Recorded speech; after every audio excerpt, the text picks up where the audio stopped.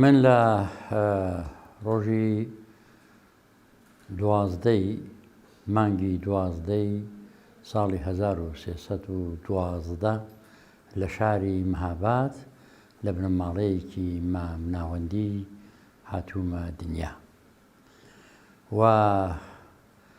لە کاتی خۆیدا دەستم کردووە بە خوێندن لە مەدرسەی پەهلەوی دەستم پێ کردووە بەر لە ڕووخانی ڕەزاشا و هەر لە شاری مەهاباد بووم هەتاوەکوونێ لە جەنگی دووەمی جیهانیدا حکوومەتی ڕەزاشا کە دەڕوخێ ئازادیەکی نیسبی لە بەشێک لە ڕۆژهەڵاتی کوردستان پێکدێ و لەو ئازادیەدا کوردەکە بەخۆشیەوە گەشە دەکا و لەو بارەیەوە خەڵک بە دەست بە سەرداگرتنی پادگانی مەهاباد و لە دێهاتی پۆستەکانی ژاندەرمی ئەوانە چەک و سلاحێکیان وەدەست کەوت و لە عینی حاڵدا کە هەستی کوردایەتی بڕێک بەهێز بوو بە هاتنی سۆڤێت بۆ ئەو مەنتەقە و ئەرتەشی سوور هێندێک فکری چەپیش پەیدا بوو وردە وردە بەرەو گەشەکردن و لە عینی حاڵدا ئەوان مشەوقی هەستی نەتەوایەتی بوون ئەوەی کە ئەو دەمی لەمس دەکرا هەستیان بە بێبەشی گەلانی ئێران و بە تایبەتی کە لە مەنتەقەی کوردستاندا بۆ ماوەیەک جێژیر ببوون توانیان نەوعێک بیر و بۆچوونی چەپ لە ناو ڕۆشنبیرەکاندا بڵاو بکەنەوە و هەروە هەستی نەتەوەیی دەتوانم بڵێم بەهێز بکەن و بە تایبەتی هێندێک لە ڕۆشنبیرانی پێشوو کە لە شاری مەهاباد و لە کوردستان بەگشتی گیرابوون لە زمانی ڕەزاشادا بە ڕووخانی ڕەزاشا و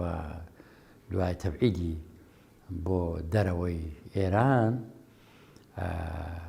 لە حەقیقەتدا ئەوانە لە زیندان ئازاد کران و هاتبوونەوە بۆ کوردستان و لە کوردستان تەئسیری تایبەتی خۆیان هەبوو بۆ تەکبیر و ڕا و لەسەر ئەوە بدوێن کە هێزێک حیزبێک ڕێکخراوێک سازکەن کە بتوانن ئەو پەرش و بڵاوی هەستی نەتەوەیی بڕێک جەمع و جور بکەن لە چوارچێوەکدا جێگای بکەنەوە ئەوە بوو کە لە ساڵ 1920 هەتاوی کۆمەڵەی ژێکاف پێک دێ و کۆمەڵەی ژێکاف کاریگەرێکی فەوقالعادە باشی هەبوو لەسەر هاندانی خەڵک بۆ خەبات دژی حکوومەتی مرکزی لە عینی حاڵدا شکڵدان بە خەباتی نەتەوەیی و کۆمەڵەی ژێکاف لە حەقیقەتدا موژدەدەری ڕزگاری میلەتی کورد بوو و لە عینی حاڵدا هێندێک کاریان دەکرد کە ئەو کارانە بۆ خۆی دەیتوانی خەڵکان بدا لە دەوریان کۆبێتەوە ئەجملە نەزمی شارەکانیان لەو بەشە لە کوردستان بە تایبەتی لە موکریان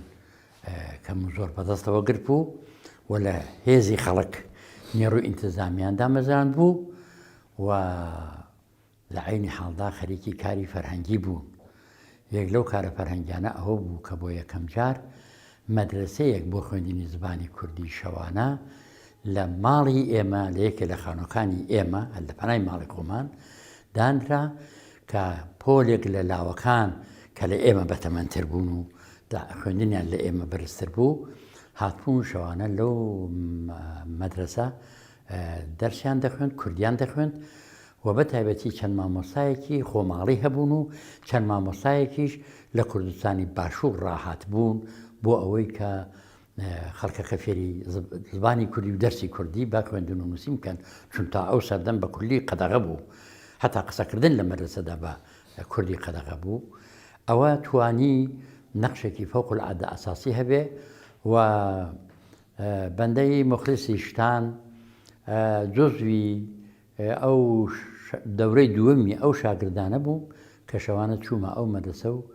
لەوێ لەکن ئەو مامۆستا بەڕێزانە فێری زمانی کوردی بووم. نەتەنها زمانی کوردیان پێدەکەین بەڵکو هەستی نەتەوایەتیان دەبردە مێشکمانەوە و دوای ئەوەش فێری هێندێک سرود و ئەو شتانەیان دەکردین کە ئەو دەمی زیاتر سرودی خوایە وەتەن ئاواکەی باو بوو کە یەکەم سرود بوو کە ئێمە وەکو قوتابی ئەو لە شەوانە فێری بوون دوای وردە و سرعاتەکەی بۆ مەسەری ڕۆژانەش بە دوای ئەو مەدرسەیەدا کە لە گەڕێکی ئێمە گەڕێکی قوڵەقەبران لە ماڵی ئێمە دامەزرا بوو مەدرسەیەکی دیکەش بە فاصلەی 1-2 مانگ لە گەڕێکی هەرمەنیانی شاری مەهاباد دامەزرا ئەوی شەشەوانە بوو لە کوچەی ماڵی حەمەدی مەولود بوو کە منداڵانی ئەو گەڕەکە و بەشێک لە منداڵەکانی گەڕێکی حەساسێنانیش لەوێ دەرسی زمانی کوردیان دەخوێن زۆر جار مامۆستاکانمان دیانبردین لە دەور یەکتر یا لە مەرەسەکەی ئێمە لا مەرسە ئەوان لە دەور یەکتر کویان دەکردینەوە و ئێمە دەمانتوانی دەواقعدا حەدی ئەکسەری ئیستفادە لە بیر و بۆچوونی یەکتر و بە تایبەتی لە بیر و ئەندێشەی مامۆستاکانمان بکەین. دەتوانم بڵێم من مێشکم لە زمانی ژێکافدا بە هەستی کوردایەتی ئاودراوە هەر بۆیەش تا ئێستاش پێی پابندم و بە هیچ شێوەیەک ئامادە نیم تا ئاخر نەفەسی ژیان دەست لەو بیر و بۆچوونەی کوردایەتی بەرەو سەر بەخۆی بردننی کوردستان واز بێن و تەحسیلاتیشم وەکو ئەرزم کردن لە پێردا لە مەسەی پەهلەوی بوو دوایە کە حیزبی دیموکراتی کوردستان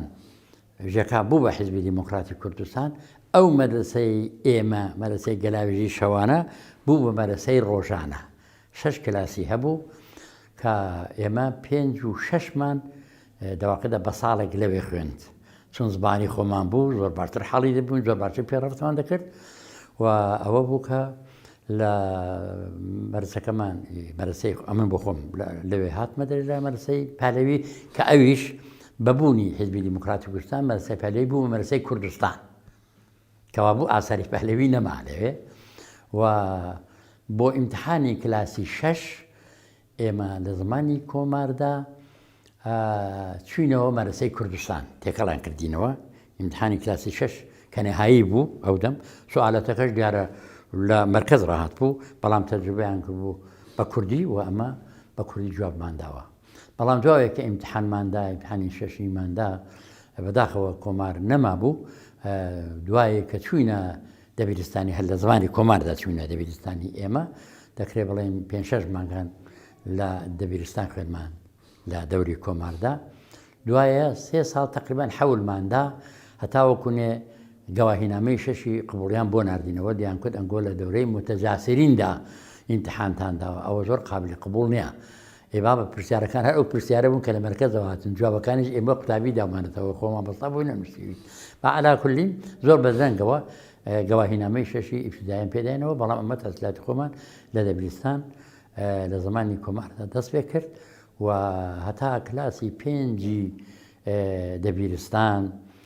کەلەنجەی کاری سیاسی فڵان ئەوانە من کەوتمە زیندان و کەوتمە دەبێژوی ئەوانە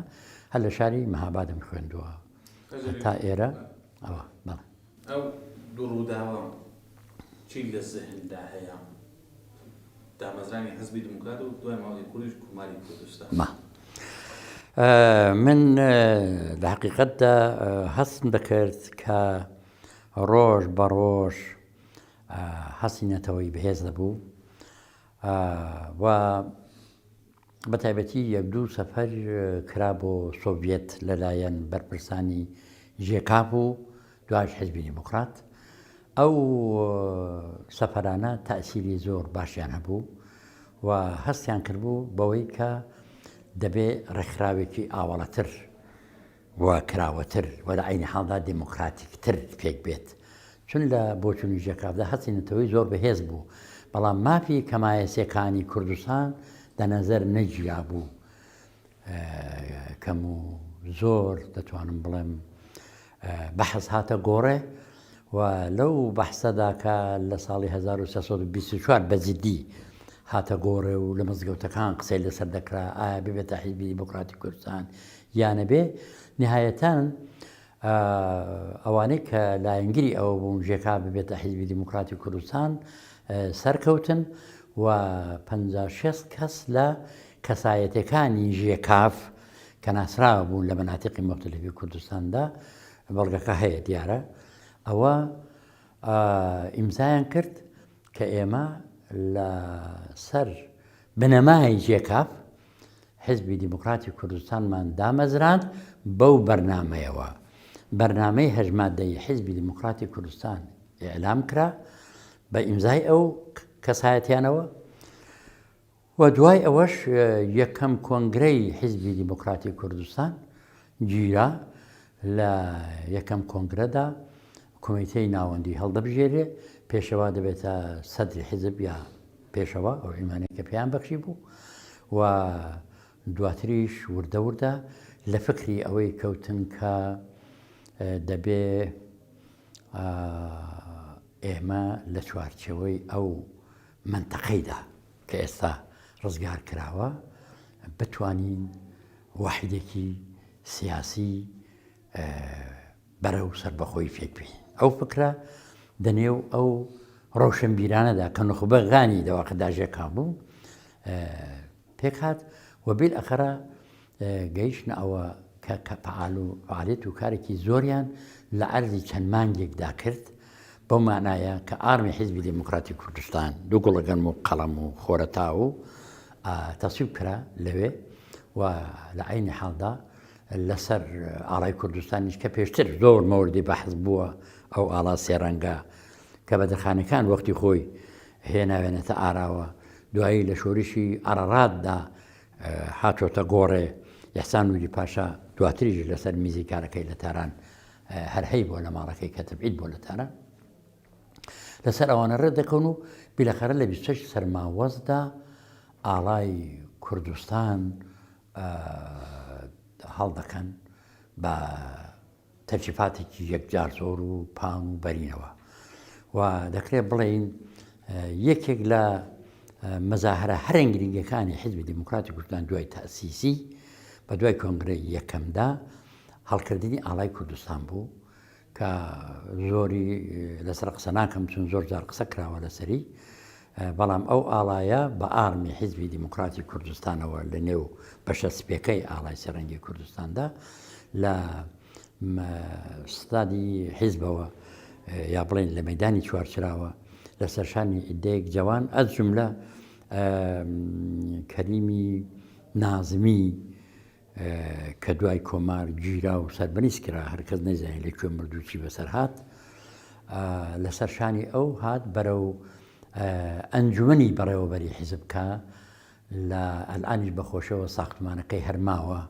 و ئومێدوارم بە ئەو ساختمانە وەکو یادگارێکی هەرە گرنگی کۆمار بپارێزرێ لە سەربانی ئەو ساختمانە ئاڵاکان بەرز کردەوە و هێندێک لە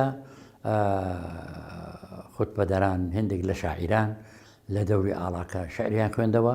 و بە دوای ئەوەدا تەقەی شادی دەستی پێکرد ئەوەی تفەنگی پێبوو کە مسەلحەکان ئەو دەمی ئێستا عنوانی پێمەگە ڕسمیەتی نییە لەو بەرەوبەری شەقام بە توولی تقریبان بڵێن 500-600 میتر هەتاوە کوونیە چوارڕای ئازادی ئێستا لە چوارچراوە ڕاوەستا بوو بە فەرمانی ئەو دەمی مەرحومی نانەوازادە کە دوای بوو بە سەرهەنگ لە زەمانی کۆماردا دەستوریان پێدرا کە هەر کامێک خەشابێک خاڵی بکەین دیارە ئەو دەمی ئەو کەڵاشی هوماڕۆ نەبوو تفەنگی سێتیر هەبوو تفەنگی پێنجتیر هەبوو ئەوانە هەبوو هەر یەک بە گوێرەی بردی تفەنگەکەی خۆی چەند تەقەیەکی خۆشیان کرد و شادیان کرد کە ئەوە دەکرێت بڵێن گەورەترین میتینگی دوای تاسیسی حیزبی دیموکراتی کوردستان بوو کە ئاڵای سەرەنگی کوردستان لەو ڕۆژەدا هەڵکرا ڕۆژی 26 سەرماوەزی 1924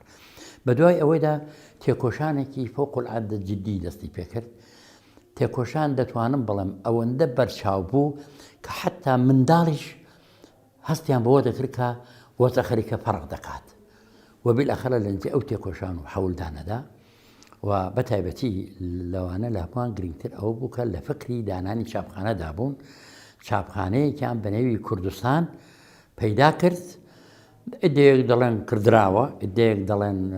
دیاری سۆڤێت بوو بۆ کوردستان لە هەر حاڵدا بەرەکەتێکی گەورە بوو کە ئەو چاپخانەش یارمەتێکی زۆر گەورەیدا بۆ گەشەکردنی کاری ڕۆشنبیری و لە عینی حاڵدا پەرەگرتنی هەستی نەتەوایەتی بەرەو سەربەخۆی ئەو بوو لە ماوەیەکی کەمی 37 ڕۆژدا کارێکی یەکجا زۆر کرا و ئەو کارە نەگەیشتە ئەو جێگایی کە تەبیعەتەن من خۆ ڕەنگە ئەو دەمی ئەقلم بەوە نەگەیشت بێکە ئەو هەموو کار و تشکیلاتە چۆنم بەڵام هەستم بەوە دەکرد کە مەخسووسەن لە ڕۆژەکانی بڵێن ئاخری بەفرانباردا خەڵکێکی زۆر ڕژاوەتە ناو شاری مەهاباد سوارە پیادە ئەو دەمی ماشێن وشتیا بەو شێوەیە نەبوو کە خەڵک بە ماشێن هاتووەکو ماشێن بێ بڕە زۆرتر لە ئەسپ و شتی وای ئیسفادەیان دەکرد خەڵکێکی زۆر ڕژا بۆ شاری مەهاباد و لە شاری مەهاباد دەتوانم بڵێم لە ئەغڵب ماڵان ئەجم لە ماڵی ئێمە تعدادێکی 17 نەفەری میوان هەبوو لە بیرمە میوانەکانی ماڵی ئێمە خەڵکی منتەقەی مەرگەوەڕ و ئەرز دەکەم تەرگەوەڕ و ئەوانە بوون هاتبوو لەوێ بوون تاوەکوونێ ڕۆژێک پێشتر لە مەدرسە بە ئێمە ڕاگەیەندرا کە دەبێ بەیانی زووتر هەستین و زووتر بچینە مەدرسە من ئەندامی کۆڕی سرودی مەدرسەی گەلاوێژ بووم لە کلاسی 6 ئیبتیدایی و کە چوین هەموویان بە سەف کردین ئیدی عالەم عەجایب لە خیاباندا کۆبووە و فڵان ئەوانە وەختێک کە ئێمەیان برد بۆ مەیدانی چوارچرا تەمەشامان کرد چوارچرا ڕازاوەتەوە بە ئاڵای کوردستان و بە هێندێک درۆشن و فڵان و ئەوانە و هەر منتەقەیەک کە میوان هاتبوو هەر لە منتەقەی جەلالیانڕا لە مەرزی بڵێین سۆڤێتڕا سەرچۆمی ئارادڕا هەتا وەکوونێ بانە و سەردەشت و بەشێک لە خەڵکی دەوروبەری سەقز و بۆکانکەوە هیچ هەر جزوی ئەو مەیتە بوو تقریبا لە هەموو شارەکانی ژێر نفوزی حیزبی دیموکراتی کوردستاندا خەڵک هاتبوون و جەمعیەتی مەهابادێکە ئەو دەمی ڕەنگە 15,000 کەس بە زۆر بووبایە دەتوانم بەڵێم بوو بە 25,000 تا 30,000 کەس خەڵکێکی یەکجا زۆر لە ڕابوو شاری مەهابادی ئەو دەمی دوو خیابانی دوو شەقامی هەبوو شەقامی شاپور و شەقامی پالەوی جەمعیەت کاملەن پێیەوە دیاری دەکرد کە چۆن سار شەڵەژاوە و عالەم داوەڕووکاوە کەمە گەیشتنە مەیدانی چوارچرا وەکو قوتابیانی مەدرسەی گەلاوێژ تەبیعەتەن بە دوای ئێمەدا و قوتابخانەکانی دیکەش هاتن ئەو قوتابخانەیە کە ئەو دەمی 4-5 قوتابخانە هەبوو ئەوانیش هاتن لەوێ جێگایان بۆ دیاری کرابوو و خەڵکی هەر منتەقەیەکە هاتبوون بەشێکیان پیادە بەشێکیان سەوارە جێگای تایبەتی خۆیان بۆ دیاری کرابوو و داقیقەتدا بۆ ئێمەی ئەو دەمی بڵێن تازەلاو دەردەکەوت کە شتێکی عەزیم لە گۆڕەدایە لە پڕ ڕاهوڕایەکی زۆر گەورە لە تەرەف ئەو خەڵکەوە پەیدا بوو ڕایان کێشا دەرکەوت کە پێشەوە لە ماڵە خۆی ڕاهاتۆتە دەرێ بەسان دێ بەرەو چوارچرا لەو سوارانە کە لەو دووبەری خیابان ڕاوەستاون سان دەبینێ و دێ تا هاتە ناو مەیدانەکە دووبارە بە گروپینێکی زۆرەوە خەڵک ئێبرازی ئەحساساتی کرد و تەبیعەتەن ئێمە شەروەکووە و دوایی لەو ڕووداوەدا ئەوەندەی کە من لە بیرما لە پێشدا مامەغنی خسروی کە ئەو دەمی شارەداری مەهابادێ بوو هەر ماڵیشی لە گەڕێکی مەبوو زۆر شتێک کەڵبوون دەگەڵیان بۆیە ئاشنام بۆ قەت قیافەشی لە بیرم ناچێ وەک شارەداری مەهابادێ چۆ پشتی تریبوونەکە و خەڵکی بەخێرهاتن کرد و دیارە زوعەما لە دەوری تریبوونەکە بە منحەنی دەور تا دەوری بەیسلا گۆش من بەڵێن بەشێک لە چوارچرا ڕاوەستا بوو و بە دوای ئەودا مەلا حوسێنی مەژدی ئیمتارێکی نیمە ئاینی نیوەنەتەوەی پێشکەش کرد. بە دوای ئەودا پێشەوە قازی بۆ یەکەم جار لە نەزەری منەوە دیارە کولێنشمە پێشتر پێشەوەم دیوە بەخمەتی گەیشتم هەرچ دەکەم چۆ پشتی تریبونەکە و نوتقێکی فەوق العادا غەڕای کرد کە ئەلعانەکە مقایسە بکەین لەگەڵ ئەو دەمی هەم جەنبەی تاریخی هەم جەنبەی سیاسی هەم جەنبەی ئیجتیماعی و کۆمەڵایەتی تێدا بوو و ئەو سوخەڕانیە بەخۆشیەوە لە ڕۆژنامەی کوردستانی ئەو سەرۆندا وابزانم ژمارە 11 یا شتێکی ئاوایە چاپ کراوە و ئەوەندەی کە من لە بیرمە و لە مێژووکەشدا کە نووسیومە هێناومە 21 یا 22 بات دەبوو بەرنامەکە کە هەر یەک لەو کەسانی کە دیاری کرابوون بەنەوبۆی خۆیان دەهاتن قسەیان دەکرد لە شخصیەتەکان و لە کەسایەتەکانی بەرپرسی ئەو دەمێ حیزبی دیموکرات و ڕوئەسای عەشایر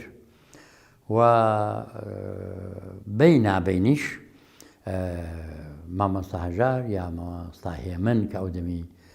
دواتر دیارە دەتوانم بڵم لە نەورۆزی ساڵی 1925 دەتڕە پێشەوە عنوانی شاعری میلیان پێبەخشرا ڕسمەن ئێعلام کرا کە ئەو دوانە شاعری میلی ئەوان شعریان دەخوێندەوە خاڵەمین مەسەلەن ئەوی شاعیرەکان جوز شاعیر ناسراوەکانی ئەو سەردەم بوو ئەتری هەروەتر شعریان خوێندەوە و ئێمەش بەینابەین مەدرسەکان هەر کامێک سرودێکیان بۆ دەنابووین سرودمان دەخوێندەوە ئەوە جوزی بەرنامەکان بوو کە بەخۆشی ئەو بەرنامەش ڕیزەکەی لە ڕۆژنامەی کوردستاندا چاپ کراوە هەیە وەکو دۆکومنت دەتوانین ئیسانەدی پێ بکەین ئەو ڕێوڕەسمە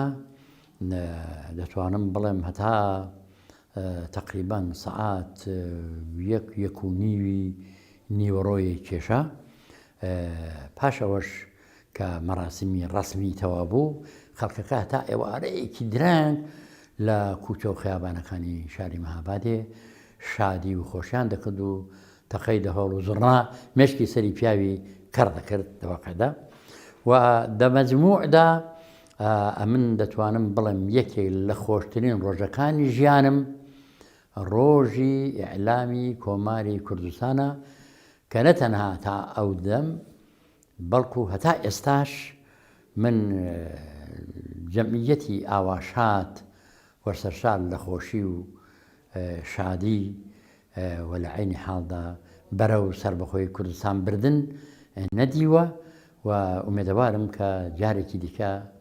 بمێنم و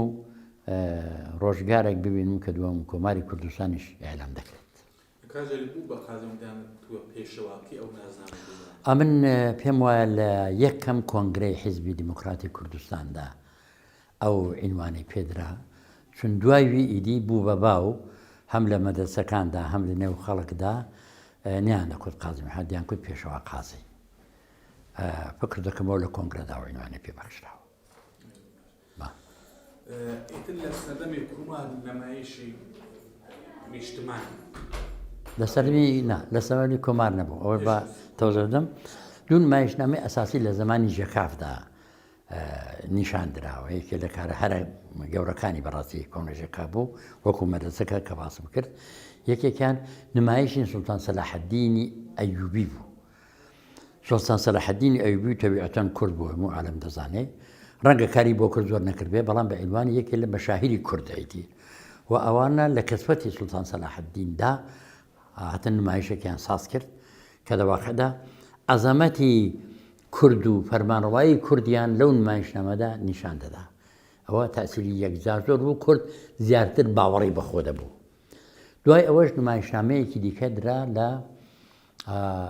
کاڕێژێک هەبوو ئەو دەمی پیان دەکوت کاڕێژی عروسان. بۆچی عروسان؟ چون عروسان لەوێ دەفتەرێکیان هەبوو هەم چەند نوێنەرێکیان کە لەوێ مابوو تەش لەوێ نەمابوو لەوێ کاریان دەکرد هەمیش ئەوان لە کوردستان دەستیان کردبوو بە کڕینی ئەسب مەخسووسەن ئەسب و ئەوانەیان دەبردەوێ لەوێرە سواری ماشێنیان دەکردن بەڕیان دەکردن بۆ لای خوا بۆ باکۆ بۆ ئەو کاروبارە لێوە بەو تەبیعەتەن ڕووسەکان ماشێنیشان هەبوو فڵانەوانە پیان دکو کارەژە ئەوشتان جا لەو کارەژەدا کە لە ساڵەکانی دواتردا کە ئەمن لە زیندانەکان ئازاد بووم ئەو جێگای بووە کارەژی مەزاهری نازانم ئێستا چییە ڕەنگە ئێستا بێتە پازارێکی عەزیب بەڵام لەوێدا نمایشی دایکی نیشتمانیان نیشاندا ئەو نمایشنامە لەلایەک مەزلومیەتی میلەتی کوردی لە کەسوەتی دایکی نیشتماندا کە دایکی نیشتمان بەڕەحمەت بێ کەسێک بوو بە نێوی عەبدوڵڵای برایم شەمزینی ناسراو بە عەبدوڵڵای نەهری پیاوێکی باسەواد و خوێندەوار بوو لە عینی حاڵدا بۆ خۆی دەنگی خۆش بوو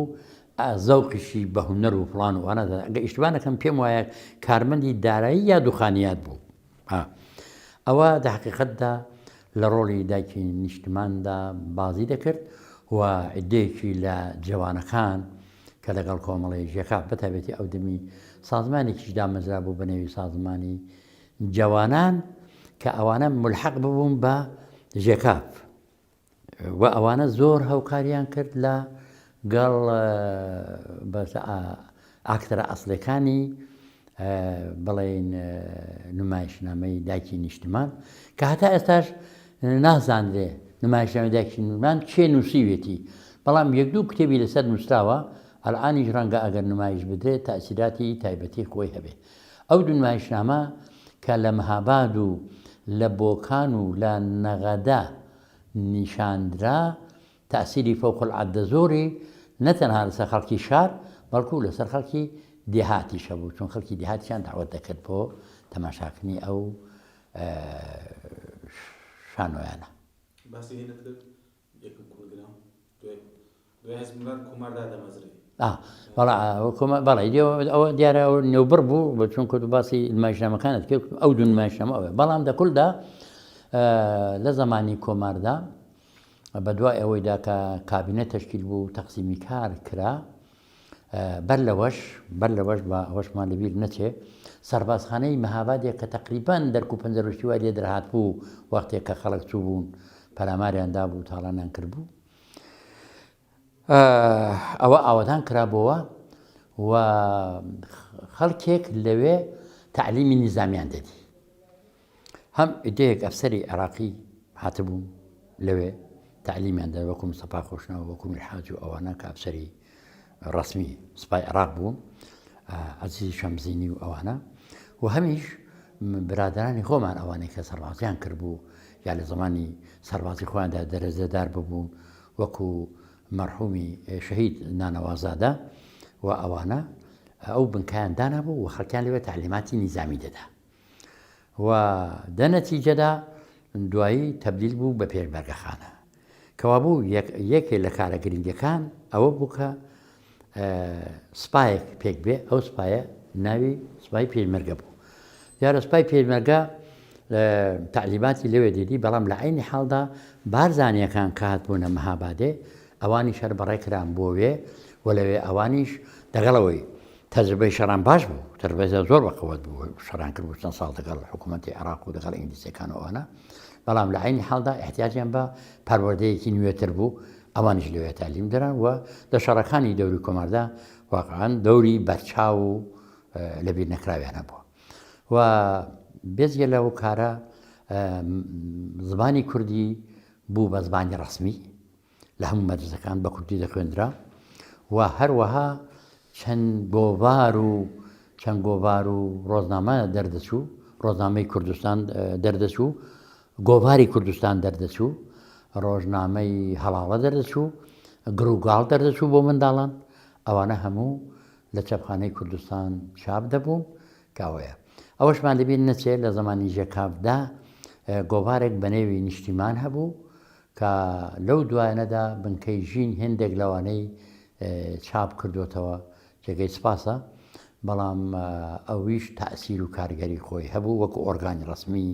ژێکاف بەڵێ ئەو دەمی چونکو چاپخانە لە مەهاباد وجودی نەبوو وەبەرەکان دەبرد لە تەورۆزی چاپیان دەکرد یادیان هێناوە باسی زۆر دەستکەوتت کرد باسی زۆر خۆشیت کرد بینووی لەسەر ئەمە هەمووی بەهەمی حکومەتی کوردستان بۆ ناخی گەینێ و بێوێ نەبووتنان تا ئێستا لەگەڵا پێلیا مێژووی کورد کۆماڕووقا چی بەسەرەوە خەڵکە چی بەسەرەوە منتەقەیە ئەوز دەکەم کۆمار لە ئەرزی ئەو 11 چەند ڕۆژەدا کە دەوامی هەبوو ئەوەندە لە بواری لە هەموو بوارەکاندا پێچکە لە بواری فەرهەنگی و لە بواری هونەرێەوە لە بواری نیزامیەوە حتا لە باری ئابووریەوە ئەوەندەی کار کرد کە خەڵک فەوق العادە پێ دڵخۆش دەتوانم بڵێم دەیەکی ئەنگشتوان ڕەنگە دەو دەمدا مخالفەتیان لەگەڵ کۆمار کرد بێ لە کوردستان دەنا کورد بە تێگڕا موئەییدی کۆماری کوردستان بوو و خۆشەویستی کۆمار بوو بە عاملێک بۆ پێشڕەتی کاروبارەکانیان دەنا ئەو هەموو کارە لە ماوەی 11 مانگ و چەند ڕۆژدا بەڕاستی ئەگەر بە هیمەتی خەڵک نەبایە نەدەکرا واقعیت ئەوەیە وەختێکی بەداخەوە بە پیلانی دژمنانی کورد کۆماری کوردستان تێکچوو وەزعێکی فەوق العادەنا لەبار هاتە پێشێ هەتا ئاخرین لەحزەکانیش ئەرتەشی ئێرانە کە دەبێتەوە مەهابادێ ئیتمنانیان نەبوو دەگەڵەوەی ئیدەیەک لە زوعەمای کۆمار بە پیرانەوە چوون هەتاوەکوونێ دێهاتی دەوروبەری مەهاباد و ئەوانە بەڵام سەرڕای ئەوەی ئیتمنانیان نەبوو ئەو ڕۆژەکە ئەرتەش هاتەوە مەهابادێ و ئەو دەمی تارەهایەک هەبوون دەتوانین بڵێن وەکو تارەکانی بێپڕۆکەی ئێستا بەڵام پڕۆکەوانیان هەبوو زۆر گەورە نەبوون هەموو شاخ و داخەکانی دەور و مەهابادیان دەکۆڵی یعنی کەشفیان دەکرد بزانن ئایا پیلانێک دەگۆڕەدانیە ئەرتەشی ئێرانێ بچێشنە ناو مەهاباد و دوای لەوێ نابودی کەن و فڵانەوە لەوە فەوق العادە نیگەران بوون دەتوانم بڵێم پێ بە پێی نزیکبوونەوەی ئەرتەشی ئێرانێ ئەو تارانە هەتا وەکوونێ ئەرتەشاتێ نێو شاری و دامەزرا ئەو تارانە لە دەوروبەری شاخەکانی مەهاباد هەر دەگەڕان بۆ جارجاریش داهاتنەوە سەر شار و شاریشان کەشف دەکرد خەڵکەکە فەوق العادە غەمگین بوو ئەمە وەکو قوتابی بربوویانین بۆ پێشوازی ئەرتەش لە ئەوەلی جادەی میاندووە و لە مەهاباد بۆ میاندووە بەڵام لە حەقیقەتدا دەکرێت بڵێ هەموو تۆزی خەممان لەسەر شام بوو بەڵام دەسەڵاتی نەبوو ئیدارەی فەرهەنگ کتبووی و مامۆستاش کتبوویان و ئێمەش چووین لەوێ پێشوازیمان لە ئەرتەش دەکرد وەختێک ئەرتەش هات بۆ نێو شاری مەهاباد وەکو بۆ میان جێڕاوەتەوە ئەوەڵین سوخەنڕانی کە تیمسار هومایونی فەرماندەی ئەو واحیدەی کە دێ بەرە و مەهاباد و هاتۆتە نێو مەهاباد کە کردوێتی هەڕەشەی لە هێندێک کەس کردووە کە لە شەڕەکاندا ڕەشادەتی یەکجار زۆریان بە خەرج داوە لە شەڕەکانی دژی ئەرتەشی ئێرانێ لە جەبهەی سەردەشت و سەقز و تیکاو ئەوانە و بە هەر حاڵ نێو یەک دنیا غەم و پەژارەی خەڵکدا بەداخەوە ئەرتەشی ئێرانێ هاتەوە و سیستمی حکوومەتی پەهلەوی جارێکی دیکە بەسەر مەهاباد و مناطقی مختلفی کوردستاندا زاڵ بووە و بەتایبەتی لە شاری مەهاباد پاش چەند ڕۆژێک دەستیان کرد بە گرتنی خەڵک عالەمێکی زۆریان کرد دا زیندانی مەهاباد جێگانە بوون بردیانە ڕزایە بردیانە تەورس و بە دوای ئەودا محاکەماتی ئەوانە دەستی پێکرد تەبیعەتەن بە نێوی کۆبوونەوە پێشەوا و هەماحوسێن خان بانگ دەکەم بۆ مەرکەزی ستات کە ئێستا شارەداری مەهابادە وەختی خۆی جێگەی کاری پێشەوا بوو بۆ لەوێ ئیدی دەستیان بەسەر دادەگرن و دیانگرن و دیانبەن بۆ زیندان ئەوەندەی من لە بیرما زیاتر لە زیندانی پادگانی مەهابادێ کە پێیان دەکوت پاسەرخانە کە دوایی بۆ خۆشم لەوێدا چەند جار زیندانی بوو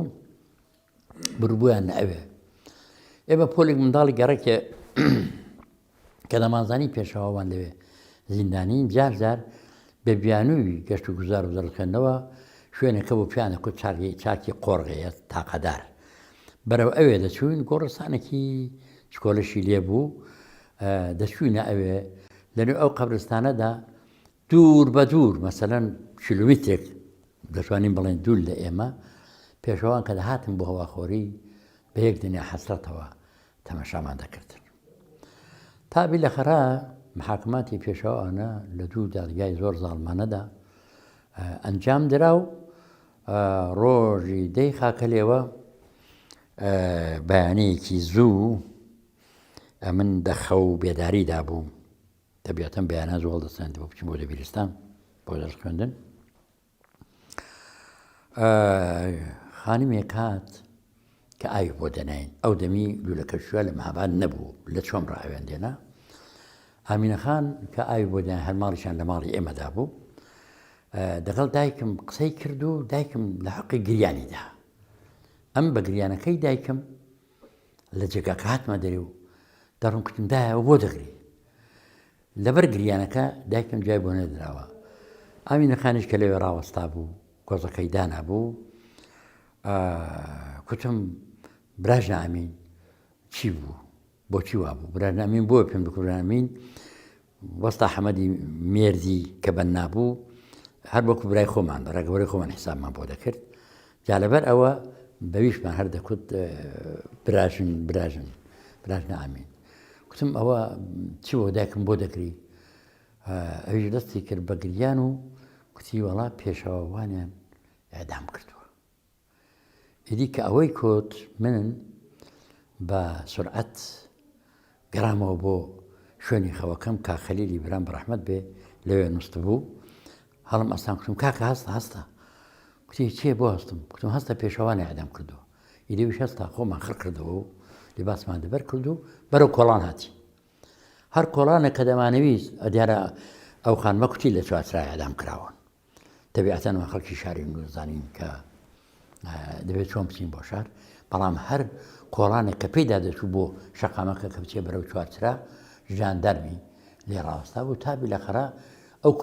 کوچە شوێنێکمان دیتەوە کە خۆشبەختانە نزیک چوارچرا بوو بەڵام پۆلیشی لێ نەبوو. ژاندەرمشی لێ ڕانەوەستا بوو. دەگەڵ کا خەلی شوێنی هەوگە چوین 200-300 کەس شاید 180 تا 400 کەسێکی لێ بوو بەر لە ئێمە. خەڵک دیارە زووتر زانی بوویان هاتبوو. عالەمەکە پۆقڵا دەشوەز بوو پۆقڵادا ناڕەحەت بوو. ئەو جەنازانە بێەوە ڕاوەسرا بوو. جز حەسرەتمە هیچمان لە دەست نەدەهات. لەو بینەدا کابرایەکی شەل چوو لەگەڵ سەرگوردێک کە بەرپرسی بادێرە ئیزرای ئەمەلیاتەکە بووە. هەر لەوێ بوو بەسەر پۆلیسەکان و بەسەر ئەو ژاندەرم و سەربازەکە دەوری مەیدانەکە بوو بەسەریان ڕادەکەیشت. سرتەیەکی لەگەڵ کرد و ئیجازەی داچوو گۆچانی پێ بوو کابرای شەل لەبەر جەنازەی پێشاو ڕاوەستا کوتی ئۆخەی نەمردم مەرگی چی قاتڵی برای خۆم بە چاوی خۆم دیت. ئیتر ئەوە هێندەی دی خەڵکی ناڕەحەت کرد. ئەو وەختی خۆی کەسێک بنەوی غەفوری مەحموودیان پیاوێکی زۆر بەدەستەی مابادەش بوو. بەدەستیسەی هێندێک ڕەش و ڕوو تەحقیقەتدا چون پێشەوا دوایە چۆ بۆ سەرخۆشەکەی لەوێ کەس بوو حیزبی دیموکراتی کوردستان و کۆمار مطلقە ئاگای لەوەی نیە و مەحکومی دەکا ئەو کارێ. و کوژرا بوو ئەو پێی وا بوو کەەوە بەدەستیسەی کۆمار و بەدەستەی پێشەوا کوژراوە بۆیە ئەو حرەکەتی لە خۆ نیشاندا. بە دوای ئەوەدا تەبیعەتەن ئەو عالەمە لەوەیە سەرسامە ناڕەحەتە. بەڵام ئەمە هاوکلاسێکمان بوو بە نێوی حەکیمی حوسێینی پێمان دوای حەکیمە شێت جارجار فێشی دەگرت و پێم ئاخرەکەشی بێ فێخن کا وا بڵانم ئەمە لەم هاوادێنم کە کۆچی کردووە. ئەوەش سرتەیەکی دەگەڵ کابرای سەرگور کرد و بەشما سید بوو حەکیم پێ کوڕێکی خراپ نەبوو. هاوکلاسی مەبوو بەڵام زۆر باڵابەرستر و بێتر و ئەو دەمێ ئەو سەر و سمێڵی هات بوو. ئەوەش تۆ پێشێ و کوتی سەرگوردەکە ئیجازەی دا. ئەوەی تۆ پێشێ ئەمە کوتمان حەکیمیش ئەو کاری نەکە ئەگە چوو کابرا ئێستا هەر لەوێ بوو شەلەکە. ئیدی وەری گەڕایە بە شەقوزلان لێیدا بە عەرزەی دادا. سەر بازوشتی وا بەسەر گەڕان و کابرایان لە بەردەستی دەرێنا و حەکیمیان گرت و بردیان. خڕچۆمیان کرد و بردیان بۆ شارەوانی و لەوێ هەرچ دەکەم تر جەنازەکان هەڵاوەسران. ئیدی کابرا لە ڕۆی هەڵنادێنەوە خەڵک دابێنێتەوە کابرای شەل ڕێک خۆی گرت و ڕۆیشتەوە بەرەو ماڵی خۆی. ئەوەن ئەو دەمی نەمدەناسی دوایە کوتیانەوە برای میرزا غەفوری مەحموودیان بۆ کە وەختی خۆی لە زمانی کۆماردا کوژراوە. دوایوی خەڵکەکە هەروە ڕاوەستا و فڵان ئەوانە منزەرەیەکی فەوقالعادە دەردران کە خەتم لە بیر ناچێ ئەوە بوو لە پشت سەری ئێمە لە کوچەیەک بەنێوی کوچەی مزگەوتی قازی کە ئەمەش هەر بەوێ داهاتووینە مەیدانەکە مەسیرێکی چۆل بوو غەوغایەک پەیدا بوو گریان و زارێکی زۆر پەیدا بوو دووسێ پاسبانی دەوری مەیدانەکە بەرەو دەنگەکە چوو دوای دەرکەوت کە ئەوە ژن و منداڵی پێشەوای بوون هاتوون بێن بۆ چوارچرا نیان هێشت و گەڕایانەوە نیان هێشت بێنە ناو مەیدانەکە و گەڕایانەوە دەتوانم بەڵام هەتا سەعاتی 9 ئەوانە جەنازەکان هەر بەدارەوە بوو دوای ئێدەیەک لە زۆر ئەمای شار ئێدەیەک لە یەکجوو نەفەری لە کەساتەکانی ماڵە قازی داوایان کرد کە بابە ئەوە گوناحە ئەو جەنازانە هەر بێوە بن ئێستا کە شەهیدتان کردوون حەقوانی ئەوانە ئیدی ئیجازەیاندا خەڵکەکە تابوتی مزگەوتەکانیان هێنا ئەو دەمی ئامبولانس و مامبولانس توشتیوانە بوو تابوتی مزگەوتەکانیان هێنا و جەنازەکانیان لە تابوت هاویشت و بردیانن بۆ مزگەوتی حاجی ئەحمەدی مەشهور بە مزگەوتی حاجی ئەحمەدی و بەرامبەر شارەبانی قەدیمی مەهابادێ لەوێ شۆسوشویاندان و فڵان و ئەوانە لە نێو ئاپۆرای خەڵکدا بردیانن بۆ ئەو جێگایە کە ئێستا گڵکۆی پێشەوە ئەوانە و دەواقعدا بۆتە مەزارگە لەوێ بە خاکیان ئەسپارد و ئەیتر شار لە ماتەمێکی عەجیبدا چەند ڕۆژێک مایەوە و ئەو ڕۆژە دەتوانم بڵێم نیوەی قوتابیان نەچوونەوە مەدرسە مەرزەکانیش نیوە تەحتیل بووم و ئەوەش لە حەقیقەتدا یەکێک لە ناخۆشترین ڕۆژەکانی ژیانی من بە حیساب دێت چون بۆ خۆم بە چاوی خۆم دیومە بەڵام ئەو سازمانی جوانانە بۆ چوو دامەزرا دوای کوماردانەدا پێش کۆمار هەتا دەتوانم بڵێم هەمزەمان دەگەڵ دامەزرانی ژێکاف ئیدەیەک جەوان لە دەوری یەکتری کۆبوونەوە و شتێکیان بەو ناوە پێک هێناوە و ئەوانە چەند کەسێکیان ئەگە ناو بەرم غەنی بلووریان بووە عەلی مەولەوی بووە کە دوای بووە پزیشک ئاژەت دەکەم سەدیقی سیاسەری بووە سەدیقی خاتەمی بووە سیروسی حەبیبی بووە تیپێک لەو جوانە کە ئەو دەمی لە دەبیرستان خوێندویانە ئەو دەمی لە دەبیرستان خوێندویانە دەبیرستانی مەهابادی ئەو دەمی هەتا سکلی هەبوو زیاتری نەبوو ئەوانە لە دەوری یەکتری کۆبوونەوە و نێوێکیان لە خوانەوە و جێگایەکان پەیدا کردەوە وەکو کوێنیکاری خوان و ئانە و کۆمەڵی ژێکا کە پێک دێ دەبینێ ئەو جوانانە متحرکن بەجوڵەن ئیحساسیان هەیە فڵان هەیە ئەوانە داوەتیان دەکەن ئەو لێ کە غانی بلووریان بەخۆشی دەنووسێ لە کتێبەکەیدا داوەتیان دەکەن دەڵێن وەرن دەگەڵ ئێمە کار بکەن دەواقعدا ژێکافدا دەغم دەبن بەڵام هەر وەکو جوانان دەمێننەوە بەڵام لە زمانی کۆماردا ئەو سازمانی جوانانە فەوقالعادە ڕێکوپێکتر کرا فەوقالعادە وەسعتر کرا و هەتا هێندێک ئەرکی حیزبیشیان پێدەست پێدرا مەسەلەن دەگەڵ ئەو خاروبارێکە بۆ جەپەکان بڕدەکرا ئەوانە دەگەڵ چەند پێشمەرگەیەک دەچوون بەرەو جەپەکان و بەتایبەتی بە هێندێک لەوانە تفەنگێکی تایبەتیاندا بوو ئەو دوێن پێیان دەکوت ئافتەمات پێیان دەکوت ئافتەمات تفەنگیان دابوونێت تفەنگی ئەو تەنکەشیان پێ بوو کە وەکو یوزی بوو تەقریبەن بەم لێوە هەڵداوەسرا کورد بوو شکۆلەوە ئەوەندە بوو ئەوانەشیان دابوونێ سازمانێکی فعال بوو من لە بیرمە لە سەردەمێکدا میرزا عەلی خوسرەوی بەڕەحمەت بێ کە دوای گیرا و پڵان و ئانە و پاشان بیلەخەرە ئینسانێکی فەرەنگی بوو و پاشان هەرمایەوە لە فەرهەنگدا و هەتا بوو بە مدیر کولی ئیدارەی ڕفاهی معەلمینیش چەند ساڵێک بەر لە ئێستا فەوتی کردووە ئەوە بەرپرسی سازمانی جوانان بوو و ئەو سازمانی جوانانە ئێستاعدادی باشیان لە خۆیان نیشاندا بوو پێشەوە حیزبی دیموکراتیش بەگشتی لە فکری ئەوە کەوتبوون کە ئێمە کادرمان کەمە لە هەموو زەمینەکاندا حەق وایە هەندێک لەو جوانانە بنێرین بۆ خوێندن ئەوە بوو کە ئەگەر ئیشتیبانەکەم پێمە هەر لەو مانگەدا بوو مانگی بانەمەڕ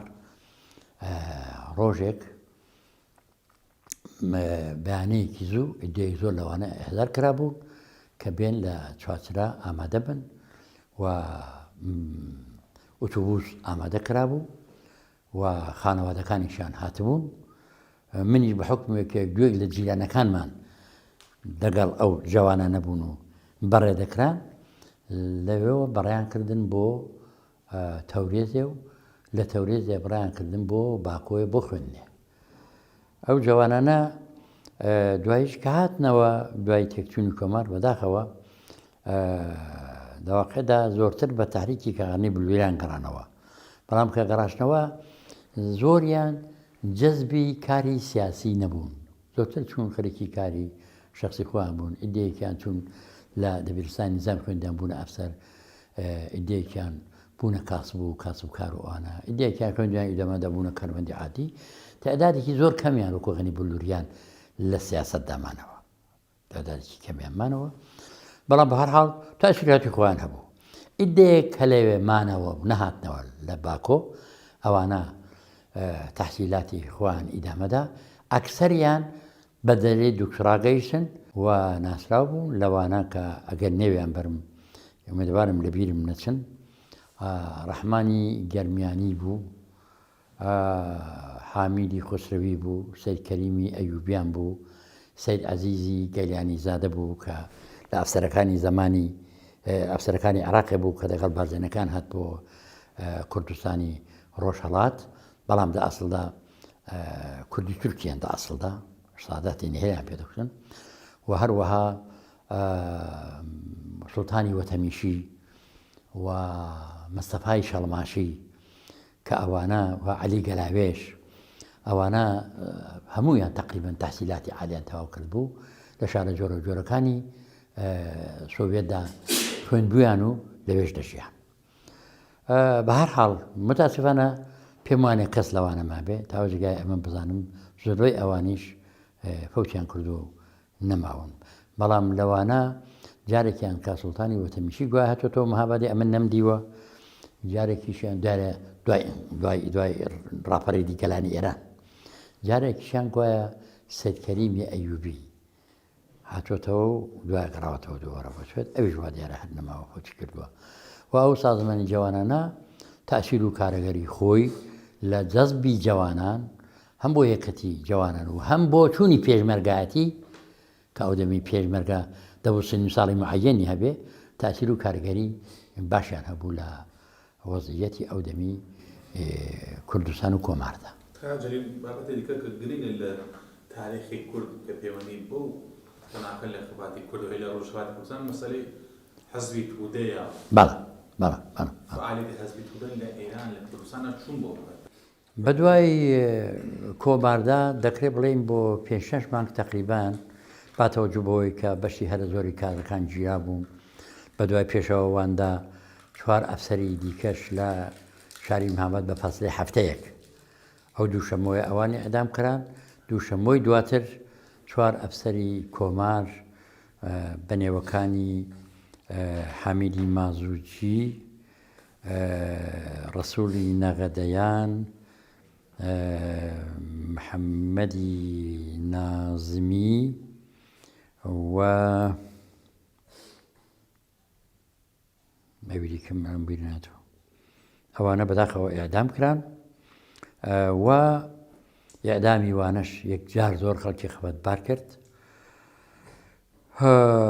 خەڵکێکی زۆر لە زینداندایە فعالیەت نەماوە بەڵام دەتوانم بڵێم دوای 6 مانگ وردە تێکۆشان دەستی پێکردەوە ئیعلامیەهایەکی دەستخەت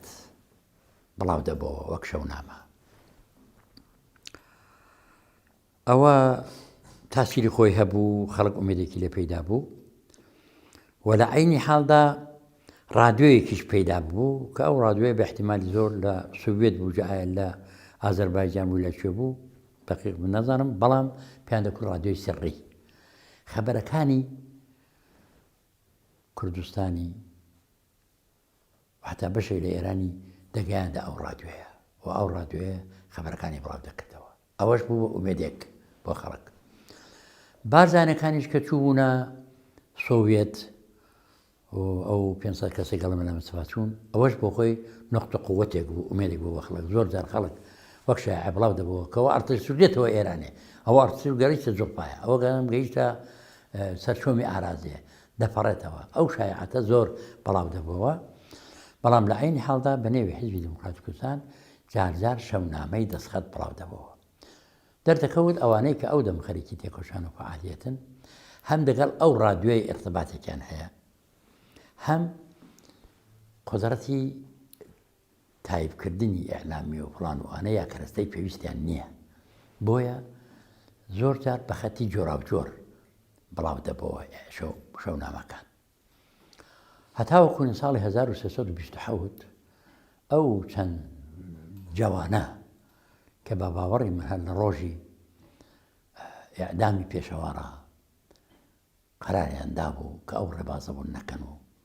خەبات درێژە بدەن عەقلیان بەوە دەشکێ کە ئەوان زەعیفن بخۆیان ناتوانن بۆ ئیدارەکەن ئیمکاناتیشیان نییە حتا تایپێکیان نییە ئێلەمەی پێ تای بکەن کەوا بوو چ بکەین چ نەکەین دەچن بۆ تاران وەکو سانوخانی سادق وەزیری باس دەکا یەکەم دوو کەسی کە چوون ڕەحیمی سوڵتانیان و ڕەحیمی خەرازی دەچن بۆ تاران و ئەو کورد بووە ئەو دەم و یا کارمەندێکی بەرزەتیا دارگوستەری بۆ یا وەکیلێکی پایە بەرز بووە ئەو دەم دەقیقە لانەوەم لەبیر نییە دەست نەکنی کە دەزان ئەو دەگەڵ حیزبی توودە ئێرتباتی فڵانوانە و قسەی دەگەڵ دەکەن و ئیتر لەوێەوە و لە ڕێگەی وێوە ئێرتباتی حیزبی دیموکراتی کوردستان و حیزبی توودە قەرار دەبێت و حیزبی توودە حەول دەدا ئەوەندەی کە لە ئیمکانیدایە هەم کادر بنێرێ بۆ پەروەردەکردن و هەم ئیمکاناتی مادی کەم و زۆر تەئمین بکە ئەوە بووکە ویدی لە ساڵی ئەواخری 27 و 28 ئەوانە ئیعلامیەی چاپی و ئەوانە بڵاو دەبەوە و دەردەکەوت کە فعالیەت و تێکۆشان بەردەوامە و حیزبی دیموکراتی کوردستان دەستی وشتەوە بە فعالیەت من لە ئەواخری ساڵی 27 ئەوانەدا لە دەبیرستان هاوکلاسێکم بە ناوی عەبدوڵای ئیساقی ڕۆژێک منی بان کرد قسەی لەگەڵ کردم پێم وایە لە کتێبی ڕاستی ڕووداوەکاندا باسم کردووە باسی حیزب و باسی ژانەوەی خەبات و ئەوانەی لەگەڵ باس کردم من زۆرم پێخۆش بوو بەڵام کوتم ئاخە باشە بزانین لەسەر چه ئەساسێک ئەو دەمی ئەگەیشتوانە کەم پێم وایە کلاسی 2 یا 3 دەبیرستان بوو گوتی بەرنامە هەیە بەرنامەکە دێنین بەرنامەی هەژمادەی حیزبی دیموکراتی کوردستانی ڕۆژی دواتر بۆ من هێنا من ئەوەم تەمەشا کرد پەسەندم کرد وە گوتم ڕۆژی دواتر خەوەندەوە کورت من ئامادەم بۆ فعالیەت لەو دەمەوە من دەستم کرد بە فعالیەتی حیزبی و خەڵکی دیکەش تەبیعەتەن هەبوو لە دەبیرستان کە دیارە ئەو دەم شانەبەندێکی تەقریبان مقدماتی دەستی پێکرد بوو هەردوو سێ نەفەر بە شێوەیەک لیانتوانی بەیەکەوە ئێرتباتیان هەبێ و کار بکەن و حەوزەی تعلیماتی دامەزرا بوو دەچوین مانگێ جارێک 2 جار لە ماڵێک دادەنیشتین و باسی مەسەلەی سیاسی و مەسەلەی حیزبی و مەسەلەی نەتەوەیی و ئەوانەمان دەکرد جا بۆچی مادەی هەژ مادەیان بەم نیشاندا دواتر من کە زانیم 22 مادەی حیزبی هەبوو لێم پرسی کوتی کاکە ئەو دەمە چەندمان نەکەوتوە چون خەڵک هەموو شتێکی سووتاندووە هیچ شتێک نەماوە ئەوەشمان بە هەزار زەحمەت و ئەولەولا پەیدا کردووە بە هەر حاڵ فعالیەتی حیزبی بژایەوە و تێکۆشان و ئەوە دەستی پێکرد و نەتەنها لە شار بەڵکو لە شاری مابات بەڵکو بۆ شارەکانی دیکەش کەمکەم ئەو فعالیتە کوشتانە سەرهاتی کرد لە بۆکان حیزب دامەزراوەتەوە هەستای حیزبی هەیە لە بانە هەستای حیزبی هەیە لە نەقەدا هەیە لە شنۆ هەیە لە سەردەشت هەیە لەوانە لە هەموو شارەکان وردە ئەندامانی بۆ پای حیزبی دیتراونەوە و تەدریجەن سازماندراونەوە ڕێکخراونەوە بەڵام تا ئێستا ئیدی 100% شەڕایەتەکە مەخفیە بۆ نەشریات و ئەوانەش ئێمە ئەو دەم متاسفانە نا کەسێکی کوردیزانی وا هەبوو کە مەقال و شتیوای کوردی بنووسێ نا چاپخانەیەک و جێگایەک هەبوو کە بتوانن ڕۆژنامەیەک لێ دەرکەین ئێمە ڕۆژنامەی وەکو حیزب ئۆرگانمان نەبوو ڕۆژنامەمان نەبوو و زیاتر لە منشوراتی حیزبی توودە ئیستفادەمان دەکرد ڕۆژنامەی مەردوم دەهات چلەنگەر دەهات بە سووی ئایندە دەهات کە هێندێک لەوان بەڵێ ئەوانە ماوەیەکی زۆر هەر نهێنی بوو لە شاری مەهاباد بەڵێ بەڵام دواتر کە دکتۆر مۆسەدیق هاتە سەرکار و فەزا کرایەوە وردە ئیتر ڕۆمای بە سوێ ئایندە وای هاتبوو لە خیابان دەپرۆشرا بەڵام مەردوم نا هەتا گەیشتە ئەوەی حیزبی دیموکراتی کوردستان دوکانێکی دانا بە نێوی ناوەندی نەشریات دیارە تەبیعەتەن هەر ئەو جوورە ڕۆژنامەی شەهباز بوو بە سوێ ئایندە بوو مەردوم جارێ زۆر کەمتر کەمڕەنگ بوو لەبەر ئەوە کە ئۆرگانی ڕسمی حیزبی توودە بوو چلەنگەر بوو کە ڕۆژنامەیەکی فەوق الئەدەباشی تەقریبەن ئاماڵ فکاهیش بوو شتی جالبی تێدا بوو ئەوانە چاپ دەبوو دەهاتنەوە لە عینی حاڵدا هێندێک کتێبی تئۆریکی بەڵێن باشی یا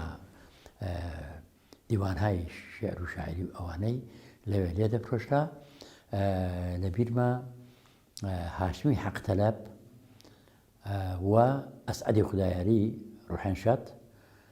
ئەوانە ئەو دەکەی کرێفرۆشی یا ڕۆژنامەفرۆشی حیزبیان بەڕێوە دەبرد بەڵام بۆ خۆمان شتمان نەبوو وەکو واقع هەتا لە دوای مستەدا وردە گەشە پەیدا بوو و ئیتر کەم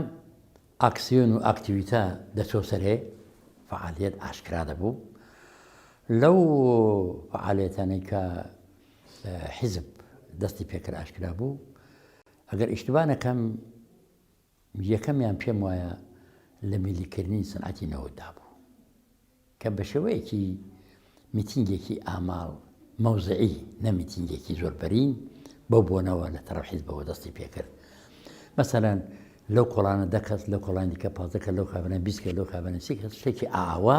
پێی دەڵێن میتینگی مەوزعی میتینگی مەوزعی بۆ تەییدی میلیکردنی سەنعەتی نەفت لە تەرەف دکتۆر مۆسەدیقەوە دەستی پێکرد دواتر لە ساڵی 30دا بەدوارم ئیشتبام نەکرد بێ بۆ دەورەی 17هەمی مەجلیسی شوڕای میلی سالمخانی سادق وەزیری کە پێشتر ئیشارەم پێکرد وەکیلی پایەکی دادگستەریش بوو ئەو زەمانی لە تەرەف عیدەیەک لە کوردەکانی سەرشناسی تارانەوە وەک نوێنەری وەک کاندیداتۆری مەجلیس شوڕای میلی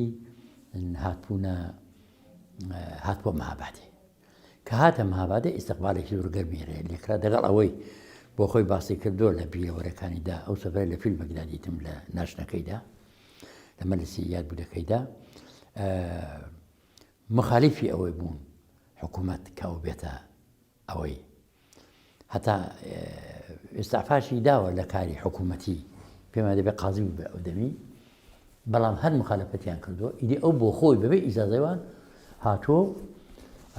لە بیرمە یەک دوو ڕۆژیان کۆت ئەوە دێ بەڵام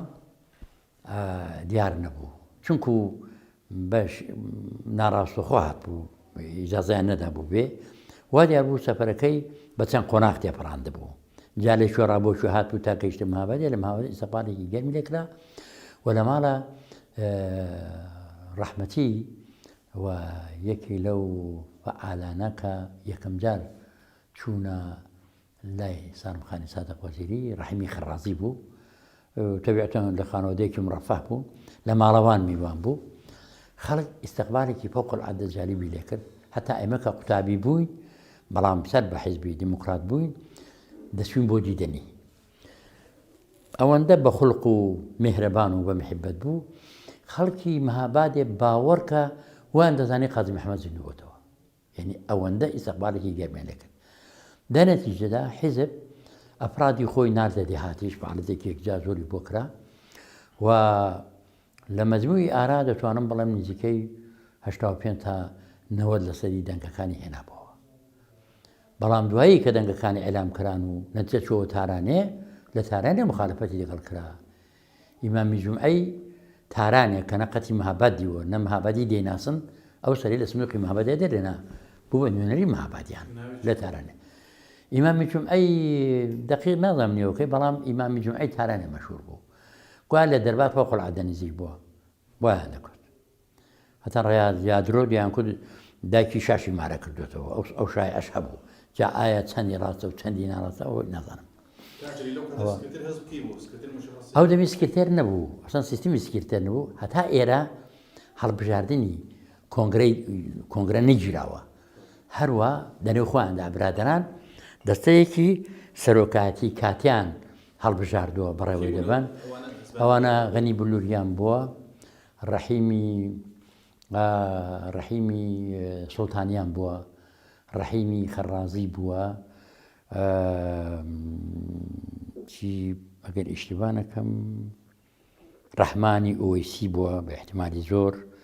یا کەریمی ئۆوەیسی و عەبدوڵڵای ئیسحاقی بووە ئەو تیپە ئەو دەم ئەو حیزبیان بەڕێوە دەبن لە عینی حاڵدا ئیدەیەک لە پیاوە باشەکانی زمانی کۆمار کە لە زیندان ئازاد بوون و هاتوونەوە ئەوانەش هاوپکری و هاوکاریان دەکردن و فعال ببوونەوە ئەوانیش تەئسیری تایبەتی خۆیان هەبووە بەڵێ و یەکەم جار ساڵ چەندی لە باشووری کوردستان ئەو کەسانی کە حیزبیان بەڕێوەبردە ئەو کۆمەڵە کەسا ئەو کۆمەڵە کەسا وەکو هاتنی عێراق من فکر ناکەم تا ئێرە کە ساڵی سیە کەس لە ئێمە هات بێتە عێراق پێم وایە یەکەم جار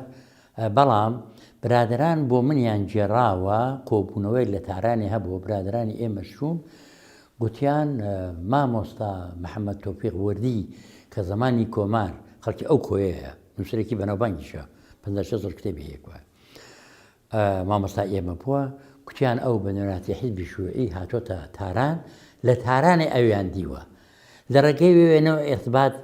بەرقەرار بووە بەڵام بۆ هاتنی عێراقێ من پێم وانی هەتا ساڵی 32 کە پێم وایە بۆ یەکەم جار کاغەنی بلووریان هاتۆتە عێراقێ وە دەگەڵ حیزبەکان پەیوەندی گرتووە تا ئەو دەمێن بەڵام ئەومان لەبیر نەچێ کە بە دوای تێکچوونی کۆماردا ئیدەیەک لە کەساتیانی کۆمار وەکو سەدیقی حەیدەری وەکو مامۆستا هەژار وەکو سەید محەممەدی سەمەدی ئەگەر نێوەکە ئیشتبان نەڵێم ئەوە و هەروەها چییە ئەو برادەرە کوڕە شاپەسەندی محەممەدی شاپەسەندی حەسەنی قزڵجی ڕەحمانی زەبیحی ئەوانە هاتوونە عێراقێ وە لە عێراقێ ماونەوە و هیچ بینهای سەدیقی حەیدەری ئەوانی دیکە هیچیان هەتاوەکو دوای ئینقلاب نەگەڕاونەوە مەهابادێ و هەروەها حاجی هاشمی پەساس ڕەنگە ئیدەیەکی دیکەش هەبن هاتبن بەڵام ئەمن نێوەکان ئەجملە حەمەدی مەولودی مەولودێکێ لە پیاوە ئازاکانی شەڕەکانی زمانی کۆمار بووە دەرەجەی کاپیتانی هەبووە ئەویش هەر هاتۆتە عێراقی دوای لەرگە حیزبی شووعیەوە بەڕە دەکرێت بۆ سۆڤێت لەوێ دەبێ بینێک دوای ئینقلابێ بەداخەوە لەوێ فەوت دەکا و ناگابێتەوە ئێرانێ ئەوانە هاتوونە عێراقێ بەڵام وەکو ئێرتباتی ڕسمی حیزبی نەبووی نەوێک تێکۆشانیان هەبووە هەتا سوحبەت دەکەن دەڵێن ڕۆزنامەیەکیان دەرکردووە بەڵام ئەو ڕۆزنامە تا ئێستا دەقیق معلوم نیە چەند و چۆنە بەڵام هندێکیان لەباری فەرهەنگیەوە حەسەنی قزڵجی مەسەن نووسەر بووە فعال بووە لەباری نووسی میشتیواوە محەممەدی شاپەسەندی هەروەتر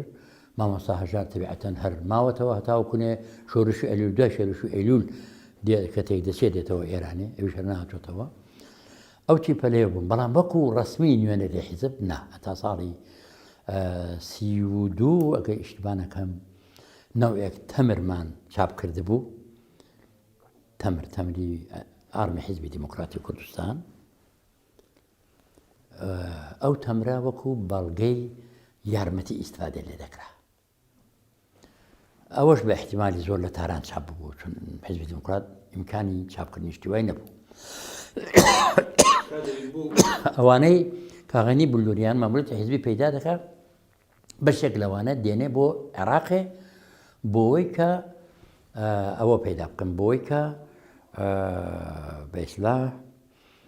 چی پێ دەڵێن یارمەتیەک کۆکاتەوە بۆ حیزب بنیای مادی حیزب بۆ قوراتە زایب ئەوە زۆر دوورە دەگەینێ ئەوە زۆر دوورە دەگەینێ نەگەیشتمەوێ جارێ ئەوە زۆر دوورە ئاچ دەکەم ئاکتیویتی پێم خۆشە ئیشارە بۆش بکەم سێ چوار ئاکتیویتە لەو زمانەدا سێ چوار فعالیەتی ئاشکرا لەو زمانەدا دەست پێ دەکات حیزب کەشەی کردووە نیوە ئاشکرایە یەکێکیان کوتم مەسەلەی نەفت بوو میلێکنی نەفت یەکێکیان هاتنی سارمخانی ساتۆری و کادیەتۆر کە دەری چوو بە ئاڕایەکی زۆرەوە بەڵام نیانێش ئەوە ئیدی حیزب زۆر بە ئاشکرا فعالیەتی بۆ دەکردووانە دوایوی لە ساڵی 32 میتینگێکی گەورە بۆ دەواقعدا بڵێن کۆنفرانسێکی لاوان لە باغی میکالی دەست پێ دەکات لە خوردادی 1932 وەلەوێ جەمعێک خەڵک کۆبووەتەوە عەلەمێکی زۆر لەو باغا کە معمولەن جێی سەیران گاوشتی وا بوو ئەو دەم لەوێ کە کۆ دەبنەوە بۆیە کۆ دەبنەوە کە دەگەڵەوەی کە جێژنێک دەگرن وەکو لاوان لە عینی حاڵدا نوێنەریش هەڵبژێرن بچێ بۆ تاران بۆ لاوانی گشتی ئێران تەبیعەتەن لەوێژ نوێنە هەڵدەبژێرن دەچن بۆ فێستیڤاڵی لاوانی جیهانی لە بوخارێست لەو شوێنەدا دیژبان و ژاندار مشتیوە دێن دەوریان دەگرن و دیانەوێ مەجلیسەکە تێک دەن و تەقە دەکەن کە تەقە دەکەن کوڕێک منداڵێک لەسەردار بووە بە نێوی حەسەنی ڕەمەزانی ئەوە دەکوژرێ و شەید دەبێ جوانەکان لەو مەوردەدا ئەندامانی بێسلا بەڕێوەبەری ئەو میتینگە لەوێدا بەتایبەتی ئیبتکاری جالیبی ئەحمەد تۆفیق لێرەدا قەبلی تەوەجوهە بیلا فاسیلا ئەو جەنازەی هەڵدەگرن دەهێنەوە شاری لە شاری دەتابوتێکی دەنێن و بە شەقامەکاندا دەجڕن بە هەزاران کەس لە خیابانەکاندا بەدوی ئەو تابوتە دەگەڕێ و ئیعتراض دەکرن لە کوشتنی ئەو کوڕی بەڵام بەر لەوەی هەڵبژارنەکە کراوە چەند کەس هەڵبژێردراون کە بچن بۆ تاران ئەز جملە کەریمی حیسامی خەلیلی سەدیقی و دوو خوشک بە نەوی فاتم و عیسمەت کە دوایەکیان بوو بە خێزانی کا خەلیلی سەدیقی ئەوانە نێو لاوەکاندا هەڵبژێرن کە بچن بۆ تاران ئەو ئاکتیویتە ئاکتیویتێکی مهم بووە چون خەڵک ڕسمەن دەستە و یەخە بوون دەگەڵ نیروی ئینتیزامی شار ئەوە زۆر دەنگی داوە لە کوردستان بە دوای ئەوەدا بە هەر ئیشارە بکەم ئێستا کە ئەو لاوانە ئەو چەند کەسەکە هەڵبژێرا بوون دەچن بۆ تاران و لە تاران لە کۆبوونەوەی گشتی لاوانی ئێراندا بەشداری دەکەن لەوێشدا هەڵبژارنێک دەکرێت کەریمی حیسامی بە نێوی نوێنەری لاوانی کوردستان هەڵدەبژێرێ و دەگەڵ مەجموعەیەک دەنێرێن بۆ فستیڤاڵی بوخارێست لە ڕۆمانی لەوێ بوو هەتاوەکوونێ 24 مرداد گوتا بەسەردادێ دێنەوە و جایدی ئەوە شتێکی دیکەیە ئیتر حیزبی دیموکراتی کوردستان بوردەوە دەکەشە دەکا لە ساڵی 31 حرەکەتێک لە بۆخان ساز دەبێ حرەکەتی دێحقانیان دەبێ بیسپێتان حتمما ڕاپەڕینێکی جوتیاران بەرامبەر بە ئاغاکان. ئەو ڕاپەڕینە زۆر سەرکەوتوو بوو بەرامبەر بە ئاغاکان، بەڵام دوایی حکوومەت بە تایبەتی تیپی مەهابادێ وە ژاندەرمەری مەهاباد و منتەقە دەخالەت دەکەن بە نەفعی ئاغاکان. دەرنەتیجەدا شۆرشی دێقانان شکستی خوارد و ئیدەیەکیان لە مەسئولینی دێقانان گرت و دەزیندانیان کردن و ئاغاکان بێفەزیحەتێکی زۆریان بە خەڵکەکە کرد. ماڵیان تاڵان کردن، دەربەدەریان کردن، ئیدەیەکیان هەر لەو منتەقە نەهێشتن بۆ منتەقەی دوور مەجبوور بوون. جا حیزبی دموکراتی کوردستان لێرەدا نەقشێکی فەوقالعادە بەرچاوی هەبوو، ئەویش دامەزراندنەوەی هەموو ئەو ماڵانەی کە دەربەدەر کرابوون لە شوێنەکانی دیکە نەفوسی هەبوو دای دەمەزراندن و لە دێهاتی دیکە لە مەناتقی دیکە و هاوکاریکردنیان و هەروەها بەدەنگەوە هاتنیان لە زیندانەکاندا کە گیرابوونەوانە. ئەوە توانی ناوێکی زۆر بەرز بۆ حیزبی دموکراتی کوردستان بەرزکاتەوە کە حیزبی دموکراتی کوردستان پشتیوانی زەحمەت کێشانە. دیار هەر ئەوەندەی کە لە نێو خەڵکدا چوونە پێشێ هەر ئەوەندەش ئاغاکان بەرامبەر بە حیزبی دموکراتی کوردستان مخالەفەتیان دەکردی دیکەم کەم بە تایبەتی ئاغا گەورەکان بژر و مالیکان بەقەول. ئەو جەریانەتە هەبوو و ئاکتیوی میتینگێکی زۆر گەورەی دیکە هەر لە ساڵی 32دا بە بۆنەی هەڵاتینی شاه بیستی کوتا لە مصدق بکە. کوتاکەی شکستی خوارد. شا لە مازەدەرانەوە هەڵات چۆ بەغدایە، لە بەغدایەوە چۆ ڕۆمێ، چۆ ئیتالیایە. خەڵکی ئێرانێ لەسەر تاسەری ئێرانێ کردیان بەجێژن و شادی و خۆشی لە شاری مەهابادێ ڕۆژێک دواتر ڕۆژی 26 گەلاوێژ میتینگێکی فەوقالعادە عەزیم درا کە تا ئەو دەمی لە زمانی کۆمارەوە میتینگی ئاوا نەدرا بوو. لە دێهات و لە شار نزیکەی 7,000 کەس کۆ ببووە و میتینگێکی تاریخی بوو. لەوێدا ئیدەیەک لە سوخەنڕانان ئەز جوملە سەدیق حەیدەری کە وەزیری تەبلیغاتی زمانی کۆمار بوو بۆ یەکەم جار دێتەوە مەیدان قسە دەکا. مامەستا هێمن شاعری دەبڕۆ ئەی شاهی خائین بەغدانی وەی ڕێوە دوێ دەخوێنێتەوە. یەک دووژن قسەیان کرد. هێندێک لە ڕائەسای ئیدارات ئەز جوملە دکتۆر ئەیوبی کە هەر خەڵکی مەهابادی بوو، ڕئیسی بێهداری مەهابادی بوو قسەیان کرد. ڕئیسی پۆستۆگراف پیاوێکی ئازەری بوو قسەی کرد و نوێنەری خوێندکاران قسەی کرد.